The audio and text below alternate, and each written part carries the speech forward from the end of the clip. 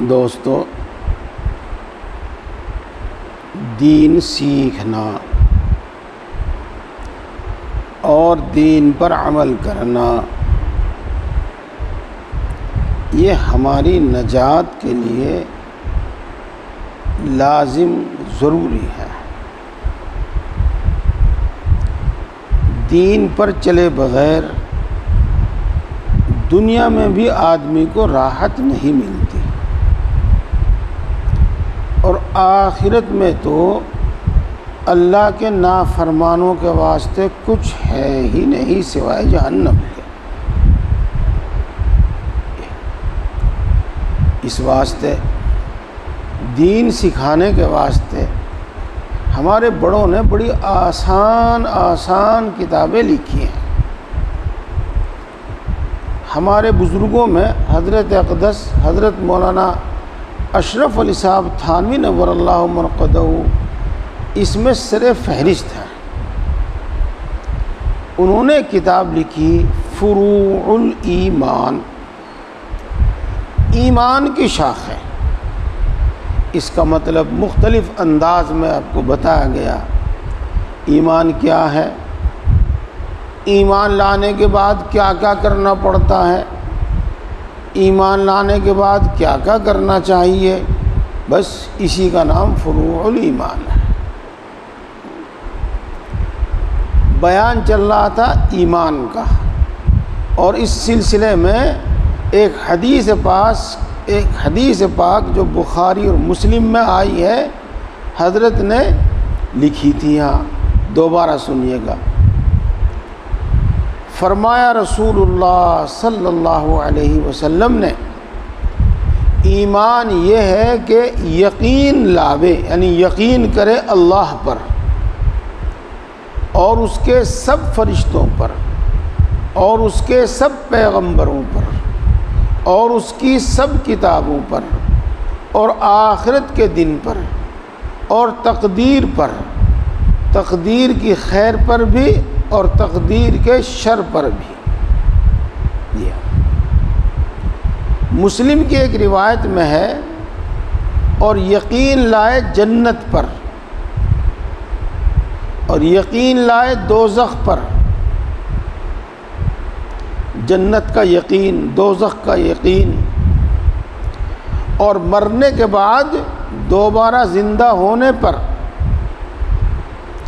اور ترمذی کی روایت میں ہے کہ کوئی بندہ ایمان والا نہیں ہو سکتا یہاں تک کہ ایمان لاوے تقدیر پر، اور یہاں تک کہ یقین رکھے کہ جو بات ہونے والی ہے ہرگز ٹل نہیں سکتی، جو اللہ نے طے کر دی وہ ہرگز ٹل نہیں سکتی، اور جو رہ گئی وہ پہنچ نہیں سکتی، جو بھی مطلب ہے اس کا آگے آ رہا ہے فائدہ۔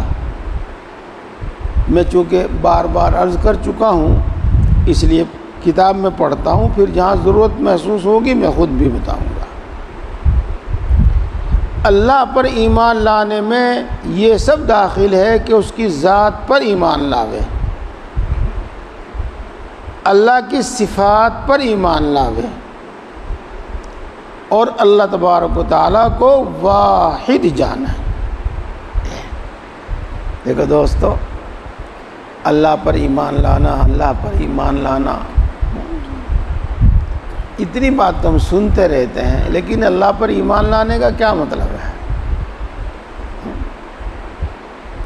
پہلے میں کتاب میں پڑھتا ہوں، پھر بتاؤں گا انشاءاللہ۔ جاننا چاہیے کہ اللہ تبارک و تعالیٰ کی ذات بے چوں و بے چگوں ہے۔ ہاں، کیا مطلب؟ اللہ تبارک و تعالیٰ کی ذات کی کوئی مثال نہیں ہے کہ اس کو اس مثال سے سمجھایا جا سکے۔ یہ اللہ کی ذات کس چیز سے بنی ہے، اس کا کسی کو کچھ پتہ نہیں ہے۔ لہذا اللہ کی ذات کے بارے میں تو بس یہ عقیدہ رکھنا چاہیے کہ وہ ایک موجود ہستی ہے اور ہمیشہ سے ہے اور ہمیشہ رہے گی، اور باقی اس کی صفات ہے۔ یہ کتابوں میں لکھا ہے، حضرت اقدس تھانوی نور اللہ مرقدہ کے الفاظ ہیں، اللہ کو اس کی ذات سے کسی نے نہیں جانا، اللہ کو اس کی صفات سے جانا اور پہچانا۔ ہمارے پاس نہ وہ الفاظ ہیں، نہ ہمارے پاس سمجھانے کے لیے کوئی مثال ہے کہ اللہ ایسا ہے۔ صفات سے پہچانا، اسی طرح اس کی صفات بھی بے مثال ہیں۔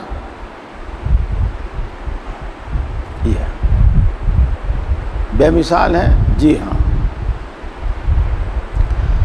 بیان کیا جاتا ہے کہ اللہ علم والا ہے، لیکن اللہ ایسے علم والا اور اتنے علم والا کہ ہم یہ نہیں کہہ سکتے کہ جتنا علم فلاں کا ہے، جیسا علم فلاں کا ہے، ایسا اللہ کا ہے۔ اللہ قدرت والا، لیکن اس کی قدرت کی ایسی نہیں کہ وہ فلاں کی جیسی قدرت والا، اس کی قدرت ہی نرالی سب سے۔ سو اللہ تعالیٰ کی صفات میں رائے اور قیاس سے کلام کرنا اور ان کی کیفیت متعین کرنا یہ بہت خطرناک ہے۔ یہ ہے، دیکھو ایک حدیث پاک آتی ہے، اللہم لا احصی ثناء علیک انت کما اثنیت علی نفسک۔ اللہ ہم تیری صفات بیان نہیں کر سکتے، اتنی ہیں، ایسی ہیں، ہم تو واقعی ایسا ہی ہے جیسا کہ تو نے خود اپنی صفات بیان کی۔ اسی لیے اللہ نے قرآن پاک میں اپنے لیے جو صفات بیان فرمائی ہیں، ہم ان سب پر یقین رکھتے ہیں۔ انہی الفاظ کو ہم اللہ کے لیے استعمال کرتے ہیں۔ ہم اللہ کو حکیم کہتے ہیں، طبیب نہیں کہتے۔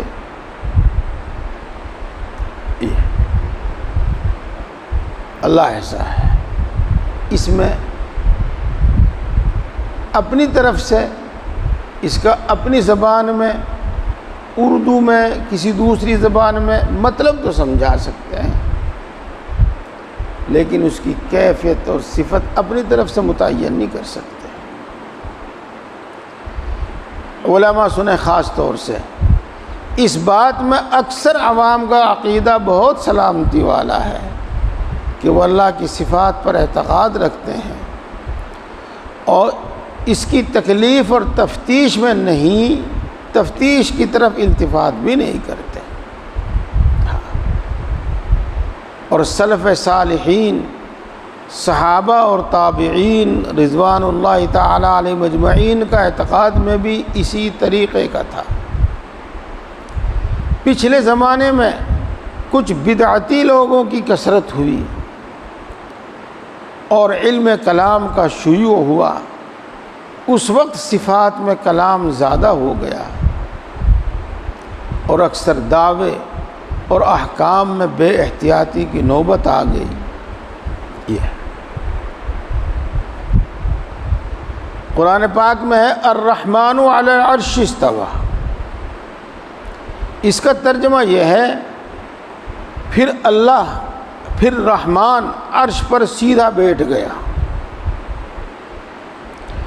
اب اس کی تفتیش کرنا کہ سیدھا ہونے سے یا سیدھا بیٹھنے سے کیا مراد ہے اور اس کی کیا تعویل ہے، بے شک نہایت ہی جرأت کی بات ہے۔ اپنی صفات کی حقائق تو پورے طور پر معلوم نہیں، تا بخالق چہ رسد۔ بس سیدھی بات یہ ہے کہ اعتقاد رکھے کہ جو کچھ ارشاد فرمایا حق ہے، جیسی اس کی ذات ہے ویسا ہی اس کا سیدھا بیٹھنا ہے، زیادہ تفتیش کی ضرورت ہی کیا ہے، نہ ہم اس کے مکلف ہیں نہ ہم سے اس کا سوال ہوگا۔ البتہ یہ یقینی طور پر اعتقاد رکھے کہ یہ سیدھا بیٹھنا یا سیدھا ہونا ہمارے سیدھا ہونے کے مثل نہیں ہے، چونکہ اللہ تعالیٰ ارشاد فرماتے ہیں لیس کمثلہ شیء۔ رہا پھر یہ کہ کیسا ہے، اس سے بحث نہ کریں، اللہ تعالیٰ کے حوالے کر دیں۔ یہ حدیث شریف میں آیا ہے کہ اچھا یہ دوسری بات شروع ہو رہی ہے، میں اس کو بتاتا ہوں۔ پیارے بھائیوں، علماء بھی عوام بھی، ہاں جب مشکل بات آتی ہے کتاب میں، یہ مشکل بات آتی ہے وعظ میں، تو ہم یہ سمجھتے ہیں کہ اس کے کہنے کی ضرورت ہی کیا ہے جب کوئی سمجھنے والا نہیں ہے، بلکہ اس کے بیان کرنے کی ضرورت ہی نہیں ہے، یہ سوچتے ہیں۔ لیکن پھر جب گمراہ لوگوں کی طرف سے غلط مطلب ہمارے سامنے بیان کیے جاتے ہیں تو ہم صحیح مطلب نہ معلوم ہونے کی وجہ سے ان غلط مطلب کو لے بیٹھتے ہیں، مستقل ایک فرقہ کھڑا ہو جاتا ہے، مستقل علماء کی جماعت اس کے لیے، اس کے رد کے لیے کھڑی ہو جاتی ہے۔ دیکھو یہاں کیا کہنا چاہتے ہیں وہ میں بتاتا ہوں۔ استوا کے معنی ہے سیدھا ہونا، سیدھا بیٹھنا۔ جب اللہ یوں فرماتے ہیں کہ پھر رحمان عرش پر سیدھا بیٹھ گیا، تب یہاں بہت سارے سوال پیدا ہوتے ہیں۔ کہاں بیٹھا، کہاں پہ بیٹھا، کدھر کو منہ ہے، جی کیسے بیٹھا، کتنے سوال پیدا ہوتے ہیں۔ اب چونکہ نہ تو اللہ کی ذات سے ہم واقف اور کوئی بھی واقف نہیں، اس لیے کیسے بتاویں کہ وہ ایسے بیٹھا۔ پھر اللہ عرش پہ بیٹھا، عرش پہ ہے تو کیا دوسری جگہ نہیں ہے؟ اللہ تو سب جگہ ہے، پھر یوں کیوں کہا کہ عرش پر ہے؟ یہ اس طرح کی باتیں ایک کے بعد ایک، ایک کے بعد ایک دماغ میں پیدا ہوتی رہتی ہے، اور جب ان کا جواب دماغ میں نہیں آتا تو اپنی طرف سے گھڑ لیتے ہیں۔ ایک شخص کہتا ہے اللہ اس کے منہ کو پھوڑ دے،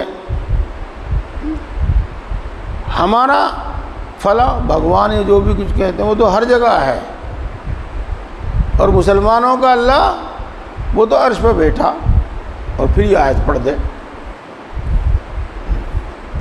پیارے بھائیوں، آگے جو قسم آئے گا وہ آئے گا۔ ایسی باتوں میں نہ اپنے طور پر زیادہ گھسنا چاہیے، نہ دوسرے کی بات سننی چاہیے۔ عجیب و غریب بات سن کر آدمی اس کی طرف توجہ دیتا ہے۔ اس میں کیا سننا چاہیے؟ نمبر ایک، اپنے دل کی تسلی کے لیے کیا اس کی مراد جو بھی کچھ ہے اللہ ہی کو معلوم ہے، ہم اس پر ایمان لاتے ہیں۔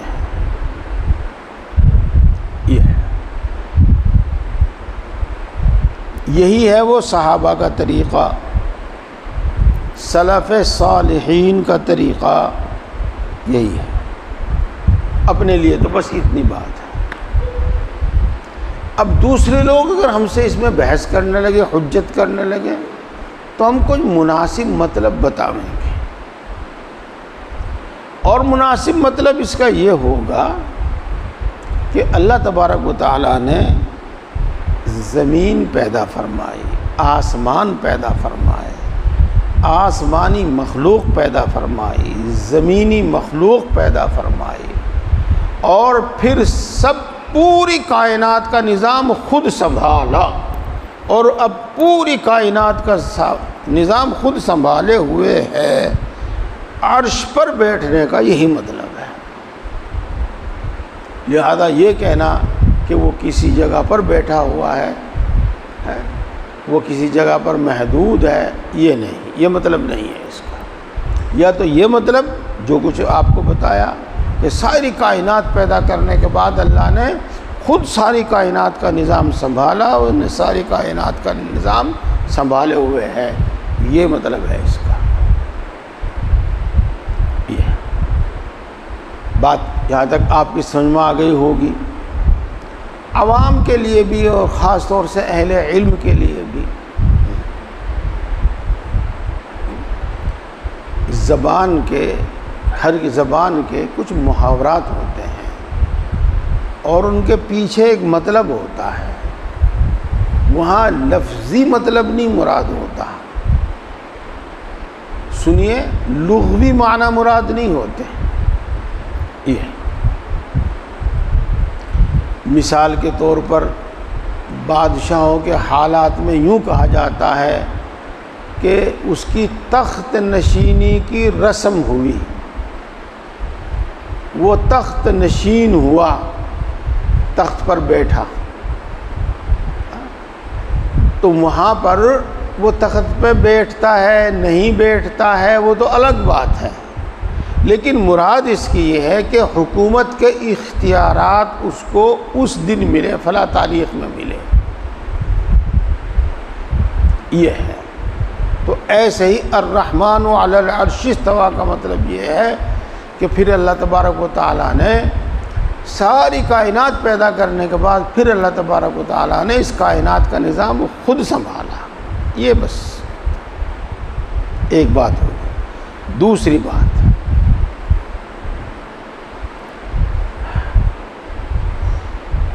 حدیث پاک میں آتا ہے کہ اللہ رب العزت ہر رات آخری آدھی رات میں پہلے آسمان پر تشریف لاتے ہیں اور اعلان کرتے ہیں کہ ہے کوئی مغفرت مانگنے والا کہ میں اس کو بخش دوں، ہے کوئی شخص مجھ سے مانگنے والا کہ میں اس کو دے دوں، ہے کوئی مصیبت زدہ کہ میں اس کی مصیبت دور کر دوں، وغیرہ اس طرح کا اعلان ہوتا ہے۔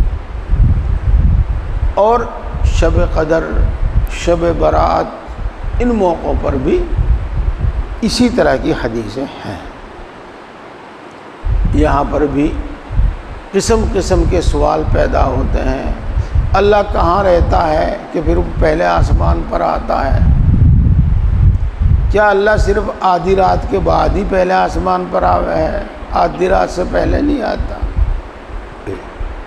تو اس چکر میں اس قسم کی باتوں میں نہیں پڑھنا چاہیے، بلکہ یہاں کیا سوچنا، اس کا ایک مفہوم اور مطلب سمجھ لینا چاہیے۔ پہلی بات تو وہی ہے جو بتا دی، اللہ اس کی مراد کو جانتا ہے اور ہم اس کو جو بھی ہے اس پر یقین کرتے ہیں،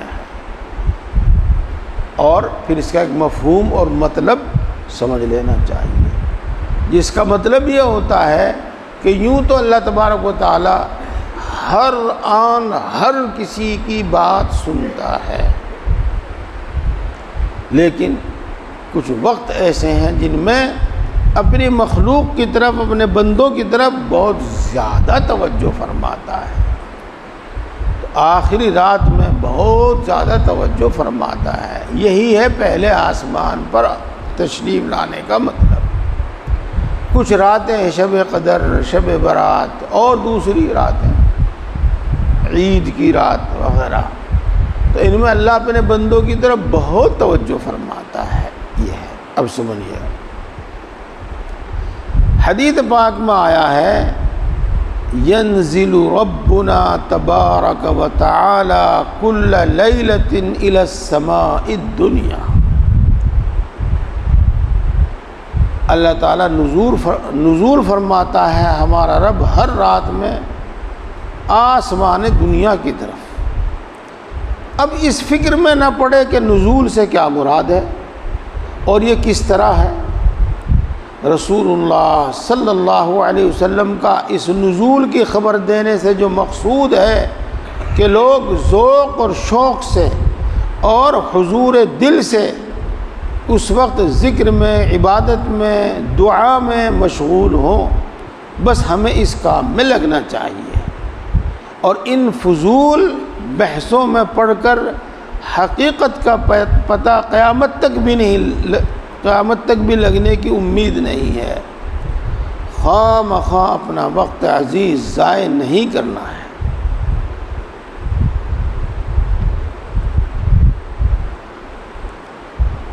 رہے وہ لوگ جن کے دلوں کے اندر ٹیڑھا پن ہے، سو وہ پیچھے پڑے رہتے ہیں اس مضمون کے جس کا مطلب چھپا ہوا ہے۔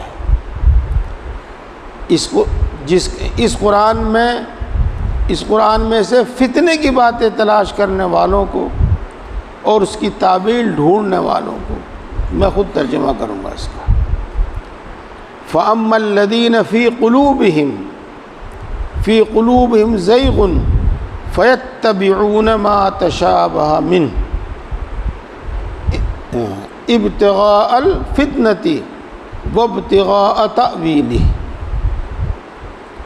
جن لوگوں کے دل ٹیڑھے ہیں، گمراہ ہیں، تو وہ قرآن پاک میں سے ایسی باتیں تلاش کرتے ہیں جن کا مطلب اللہ تبارک و تعالیٰ نے صاف بیان نہیں فرمایا، اور پھر وہ ان میں کلام کرتے ہیں۔ ان کا مقصد لوگوں کو فتنے میں ڈالنا ہوتا ہے، اور وہ اپنی طرف سے اس کا مطلب گھڑ کر بیان کرتے ہیں اور لوگوں کو فتنے میں ڈالتے ہیں۔ یہ جو بات میں آپ کو کئی بار بتا چکا ہوں، یہاں بھی بتاتے ہیں۔ ضعیف العقیدہ کے لیے متأخرین کا مسلک زیادہ اچھا ہے۔ رحمان نے عرش پر قرار پکڑا، یعنی چلو یہ کچھ ایسے ہی ہو رہا۔ حضرت رسول اللہ صلی اللہ علیہ وسلم نے توحید کے دو معنی بیان فرمائے ہیں۔ ایک لا معبود الا اللہ، اور دوسرا لا مقصود الا اللہ۔ پہلے معنی کا ثبوت تو اظہر من الشمس ہے، پرانی الفاظ ہے۔ اللہ ایک ہے، احد، واحد۔ یہ کیا مطلب ہے اس کا؟ تو اس کا مطلب یہ ہے کہ عبادت کے لائق صرف اور صرف اللہ ہے۔ توحید کا مطلب بس یہی ہے۔ اتنا مطلب ہر شخص کے لیے سمجھنا آسان ہے۔ عبادت کے لائق صرف اور صرف اللہ ہے، اس کے سوا کوئی نہیں، اس کے سوا کسی کی عبادت نہیں ہوگی۔ یہ مطلب، اور ایک مطلب لا مقصود الا اللہ۔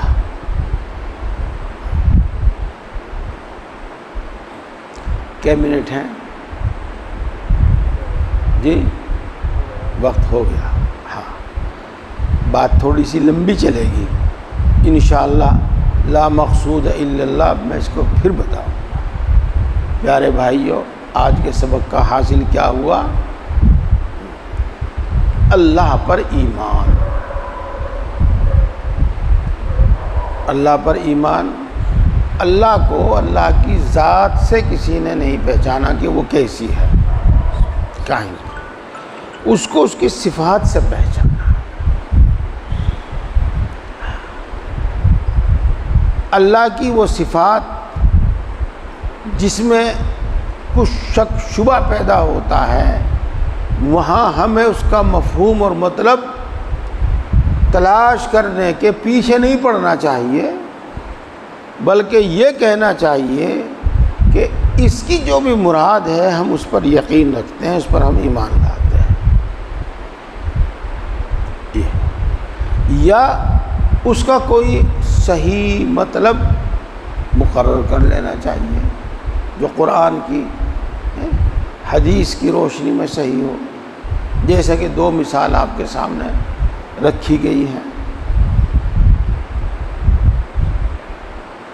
عرش پر بیٹھنے کا یہ مطلب نہیں ہے جو ہم سمجھتے ہیں کہ فلاں آدمی کرسی پر بیٹھ گیا، فلاں آدمی تخت پر بیٹھ گیا، یہی مطلب، یہی مفہوم، یہی کیفیت اللہ کے بیٹھنے کی بھی ہے۔ یا تو جیسا اللہ ایسا ہی اس کا بیٹھنا، ہم اس بارے میں کچھ نہیں کہتے، یا پھر یہ کہو کہ اس کا محاورے کے مطابق مطلب لیا جاوے گا، یعنی اللہ نے ساری کائنات کا نظام سنبھالا۔ ایسے اللہ کی صفات میں سے ایک صفت کہ وہ پہلے آسمان پر تشریف لایا، اس میں بھی کسی قسم کی گفتگو، کسی قسم کی بات اپنی طرف سے نہیں کہنی چاہیے۔ یہ نہیں سوچنا چاہیے جیسا کہ ہم پہلی منزل سے دوسری منزل پر اتر آئے، تیسری منزل پہ سے دوسری منزل پر اتر آئے، یہ دوسری منزل سے پہلی منزل پر اتر آئے، یہ چھت پہ سے زمین پر اتر آئے۔ اللہ کے اترنے کا بھی یہی مطلب ہے، یہ نہیں سمجھنا چاہیے۔ پھر کیا مطلب ہے؟ اللہ کی جو مراد ہے اس پر یقین رکھتے ہیں، لیکن اللہ کا اترنا ایسا نہیں ہے۔ یا پھر یہ سوچ لیں کہ اس کا مطلب یہ ہوتا ہے کہ اللہ اپنے بندوں کی طرف خاص توجہ فرماتا ہے، خاص توجہ فرماتا ہے۔ توحید عبادت کے لائق صرف اور صرف وہی ہے، اور کسی دوسرے کی عبادت نہیں ہوگی۔ انشاءاللہ اگلے مہینے عبادت کا مطلب بھی بتاؤں گا، اور لا مقصود الا اللہ کا مطلب بھی بتاؤں گا۔ اللہ تعالی ہم سب کو ایمان کامل عطا فرمائے اور ایمانی تقاضوں کو سمجھنے اور عمل کرنے کی توفیق عطا فرمائے، اپنی محبت و معرفت عطا فرمائے۔ اللہ تعالی ہمیں اپنی اصلاح کی فکر پیدا فرمائے اور اس کے لیے کچھ محنت، جد و جہد کرنے کا حوصلہ عطا فرمائے۔ اللہ تعالی ہم سب کو دنیا میں چین، سکون، راحت، عافیت کی زندگی عطا فرمائے۔ اللہ تعالی آخرت میں محض اپنے فضل سے معاف فرما گا، جنت الفردوس میں داخل فرمائے۔ سبحان اللہ و بحمدہ، سبحانک